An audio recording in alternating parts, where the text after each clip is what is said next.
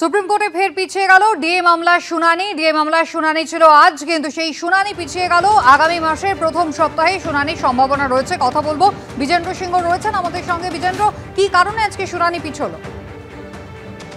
দেখো, আজকে কোর্ট নম্বর 9 জাস্টিস সঞ্জয় কারোলের বেঞ্চে টপ অফ দ্য বডি রাখা হয়েছিল আইটেম নম্বর 4, কিন্তু শুনানি হওয়ার আগেই কপিল সিব্বল রাজ্য সরকারের আইনজীবী বলেন যে যেহেতু যে কম্বিনেশনে আজকে কোর্ট বসেছে তারা শুনতে পারেন না, কেন কি অন্য কম্বিনেশন অর্থাৎ জাস্টিস সঞ্জয় কারোলের সঙ্গে অন্য একজন বিচারপতি ছিলেন যারা এর আগে হিয়ারিং গুলো করেছেন।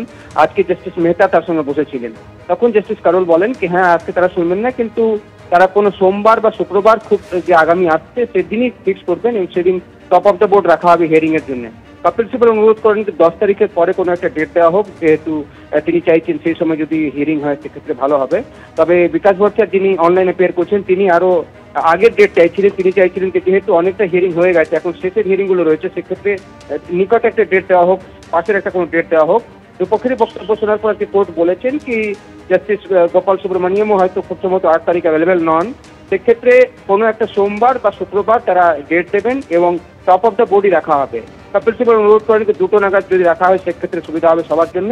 তো মনে করা হচ্ছে কি এখন নেক্সট উইকেই হয়তো কোনো একটা ডেট পাওয়া যাবে, সেটা সোমবার বা শুক্রবার হতে পারে, এবং যেদিনই হিয়ারিং হবে সেদিন খুব সম্ভবত 2টোর সময় হিয়ারিং হবে সুপ্রিম কোর্টে ডিএ মামলা।